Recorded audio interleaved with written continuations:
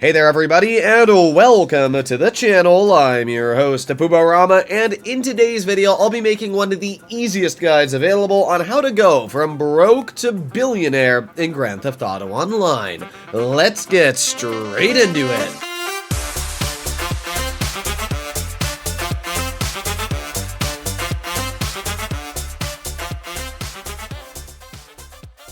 Grand Theft Auto Online is a vast and expansive game that offers many different opportunities to grind money and make lots of money to purchase the things you want. Unfortunately, a lot of players either get confused with all the options or don't really fully understand what they're doing and how they could be making a lot more money. In today's video, it's very simple. I'm going to be showing the simple steps and ways to make enough money to purchase the Kosatka. The reason the Kosatka is such an important purchase for Grand Theft Auto Online players, especially newer players, is because it's the best money-making method in the game. And it's not too expensive at $2.2 million. Like, yeah, it takes a bit of effort to grind that amount of money, but once you purchase the vehicle, every couple of hours you can be bringing home $1.5 million by completing a very simple and easy heist once you figure out how to do it pretty efficiently. Personally, I'm able to finish the heist in around 35 to 40 minutes on average from start to finish,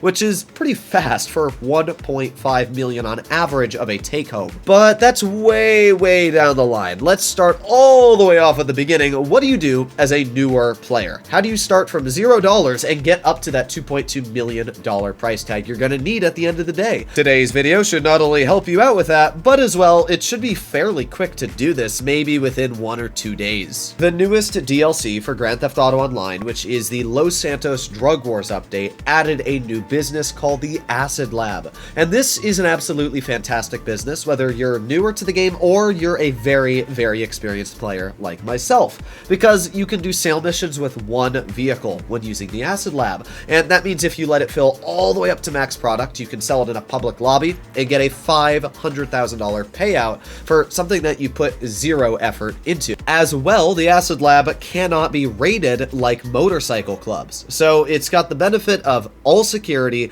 very easy sale missions, and the best part is it is absolutely free to set up. To get started with the Acid Lab, it is very easy. All you need to do is make your way right here on the minimap to the Freak Shop where you're going to meet Dax. Once you meet him, you have the opportunity to start up missions with him. The first mission is where you're just going to fight a bunch of people at the 24/7 down in Sandy Shores. You're going to kill all those guys, and then you got to do 4 more missions. Now, the nice thing about these missions is they, first of all, pay decently. I wouldn't say they pay anything insane, but you'll probably make about $100,000 to $150,000 just by completing all of the missions.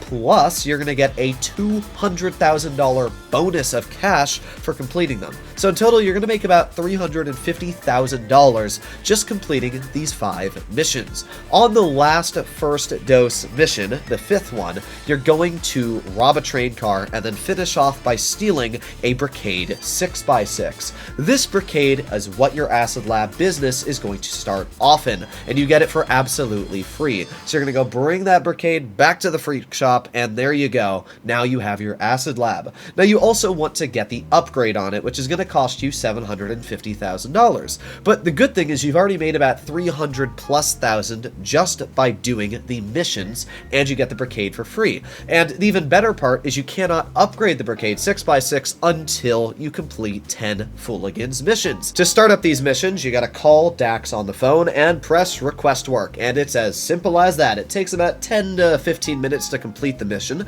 You're going to make $50,000 every time you complete one, and you just have to do 10 of these to get the Acid Lab upgrade unlocked. Then once you unlock it, because you've completed 10 of these missions, you're also going to have 500 grand in your bank account from doing these, and I should also point out that you've got about 300 grand in your bank account from doing the 5 first dose missions. The upgrade for the Acid Lab cost $750,000, which means if you do everything right and you don't waste your money in this time period, you should have just enough money to get the Acid Lab fully upgraded for free. Then all you need to do is start getting supplies. You can do this by two ways, either walking into your acid lab and purchasing them, or you can call Mutt on the phone and request them to be done as well. Either way works pretty dang simply, and you're going to be making about $245,000 every time you fully fill up the acid lab just on profit if you're selling alone, which is very easy to do. The hourly income of this business, as long as you're running at full speed, is around $60,000. Now that's nothing crazy when it comes to hourly income, but it is still free money. I mean, all you need to do is play the game, and you're going to be making $60,000 every hour. Just make sure you're resupplying the business, and as well, you are selling your product when the bar gets full. It's so simple, and it's essentially just free money in the background. So I would highly suggest you get the Acid Lab set up as one of the first priorities you do. The only downside of setting up the Acid Lab is it does take a bit of time to get the equipment upgrade unlocked, because each Fooligans mission has a 1 hour cooldown. So it's going to take you 10 hours in total before you can get the missions completed. Now the nice thing is that you can close your game and do something else with your life and then come back an hour later, spend 10 minutes on the mission, close your game, come back an hour later. So that is one bit of advice I can say is just kind of chill for like an hour, wait for it to start back up. But the other thing I can say is that treasure hunts, which is the next part of this guide, fit perfectly into these 1 hour time slots. Treasure hunts are an incredibly easy and underrated way to make a crazy amount of money as a newer player. For example, if you complete the Stone Hatchet, Double Action Revolver, and Navy Revolver, you will make close to $830,000 of money. That is pretty insane, especially I should point out that these 3 missions in total, or not even missions, but just online little tasks, will probably take you about 1 hour each to complete, which fits perfectly into the time frame of these Fooligans missions. The first treasure hunt we're going to break into is the Stone Hatchet, which is a very, very easy one. You're going to go right over here on the minimap and meet up with somebody called Maud. Maud's going to text you on the phone and say, hey, I got 5 people I really don't like and I want you to assassinate them. Personally, I would just kill them. You have 2 options. You can either bring them back to Maud's trailer for 10 grand, or you can just kill them and make 5 grand. You're only gonna lose like $25,000, and it's like an extra probably 20 or 30 minutes of your life to bring them back. I wouldn't do that. It takes a lot more effort. Just kill them. It'll save you time. So it's pretty simple. You're gonna follow what Maud says. So you're gonna, one person at a time. Maud's gonna say, I don't like this person, they're dressed like a clown. You go kill that person, and then boom, you finish that mission. And then a couple minutes later, you'll get another message from Maud saying, okay, I've got your next target. Boom, you kill that person. You're gonna do this 5 times. Once you've completed 5 missions from Maud, it is very simple. You're just gonna get a little blip on the map, and Maud's gonna say, here's the treasure, and you're gonna go open up that chest and get the Stone Hatchet. However, you're not done yet. Once you obtain this weapon, there's still one more step. You're going to get a little prompt in the top left corner of your screen that says, get 25 kills with the Stone Hatchet to unlock GTA money. And that's exactly what you have to do. Just run around and kill 25 people with the Stone Hatchet, and voila, you're going to get $250,000 added into your bank account for probably around 1 hour of work. It's super easy money, and I would definitely suggest you do this. The next treasure hunt is for the Double Action Revolver, which is going to net you an additional $250,000 once you find the weapon and complete the task it asks you. You're going to go on your phone to your emails, and you're going to get a message or an email from vanderlind@ifind.com. It's going to say, use the photograph in this email to identify the location of the treasure. Now, there's like 20 different locations in total that you can find. So what I would suggest to do, which is what I did, is just look at the picture you have and then type in either on Google or on YouTube all Double Action Revolver treasure locations, and it'll show you every single spot and where the little paper you're looking for is to start the treasure quest. Once you've done that, which is probably only going to take you about 5 minutes to start, there are going to be 3 locations on your minimap with circles. The first location we're going to be taking a look at is up in Grapeseed, or the topmost yellow blip on the map. When you make it to that location, right next to the road, you're going to see an old decrepit tree. And right at the base of that tree is going to be a little wooden box with a missing gun on the inside. You're just going to take a look at the gun, and that is it. You've found the first out of 3 clues. The next location we're going to be taking a look at is right next to the water in Sandy Shores. This location, you're going to see kind of an old, decrepit building. It's fallen apart, there's no roof, it's just kind of a piece of crap. In that building, you're going to see a green couch-ish looking chair, and right next to that chair, you're going to see a blood-stained shovel. You're just going to investigate that shovel, and there you go. That is the second clue completed. Very, very easy as well. The final location we're going to be taking a look at is kind of a weird one, and this is definitely the trickiest one to find.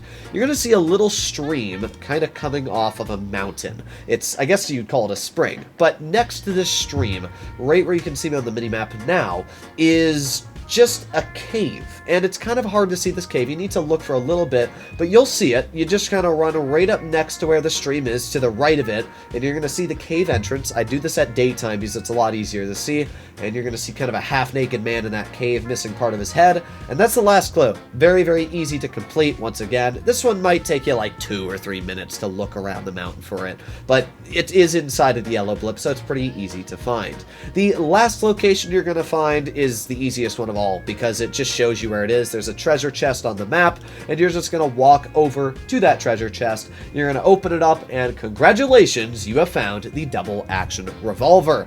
That's it. I mean, once again, very, very simple. This one's actually probably quite a bit faster to complete than the stone hatchet. I think I completed this one in like 40 minutes, so it's pretty easy to do. Once you get your hands on this weapon, you need to get 50 headshots, and you will get $250,000. It's pretty easy to do this. The way I did it is I just started up a mission. You can do like any of the peer missions, but literally any mission where you cannot get cops. You can just run around popping people in the head with a revolver, and once you get 50 kills, you're easily going to net another $250,000 into your bank account.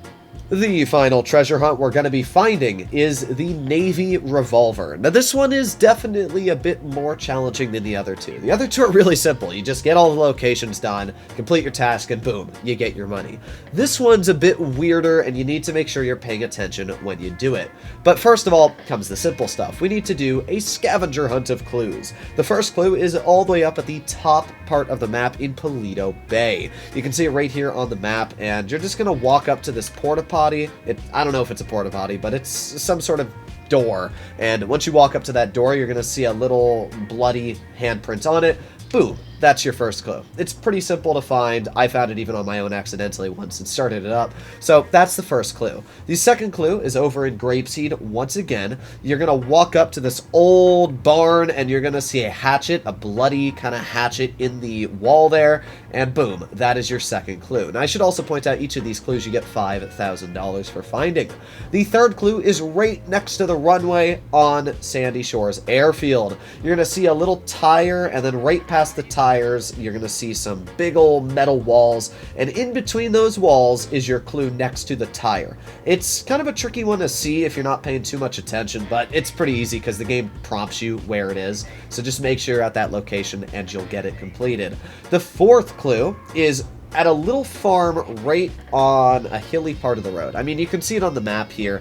It's a pretty simple location. You're just going to see a bit of white text, and it's going to say, "Can you find me?" Very easy clue once again. That location's easy to find, and there you go. I mean, that's 4 of the clues. Now, the final clue is a bit painful. There are a couple different random locations, and you can see a picture here on the map of all the locations, but it's randomized for you personally. So I cannot say exactly which location you are going to find your final clue at, but once you complete this final clue, it becomes a little weird. you're going to see a black van with a bunch of bloody garbage bags and stuff like that. And essentially what's going to happen is you're going to get a message on your phone when you examine that last clue that says something like, "Oh, I'm sick of you sticking your nose in where it doesn't belong. Now I'm going to get you." After you get that message, between the time of 7 p.m. and 5 a.m. in your in-game time, a serial killer is going to try and kill you in your session. It's pretty easy to honestly beat this. All you need to do is either like stand up on LSIA Airport or just stand up on a big open field, maybe park your car there and stand on top of the car, and then just wait. You know, maybe watch a YouTube video or something in the meantime, and then boom, the serial killer is going to pop out, and then you just shoot him in the face and he's dead. It's pretty dang easy to complete. Once you do that, you're going to get $50,000, and then you need to complete the challenge.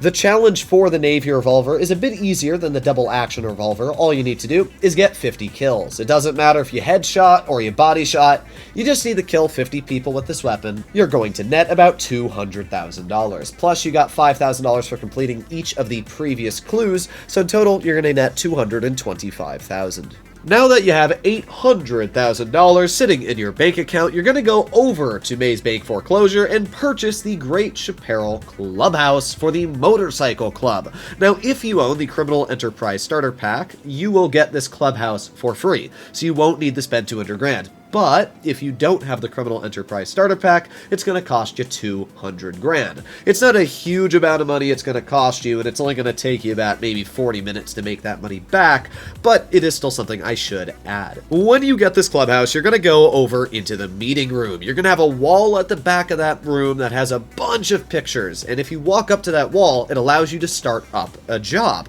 Now, if you set your spawn location to the Great Chaparral Clubhouse, pretty easy to do, just go into your interaction menu and set it as your spawn location. When you do that and you walk up to that wall, you want to look for a mission called Life and Death Bikes. When you start up this mission, it's pretty simple. You're going to drive over to somebody's mansion, you're going to kill a bunch of people, go down an elevator, steal a motorcycle, and kill a bunch of people. And that's it. It takes like 5 to 7 minutes to complete this. Once you really understand the rhythm of this mission, which should only take you about maybe 3 or 4 attempts, you'll really understand how to do it fast. This is going to pay you $30,000 every time you complete it. And let's say one of the times you complete it, you don't see the mission on the job wall when you load into a new invite-only lobby.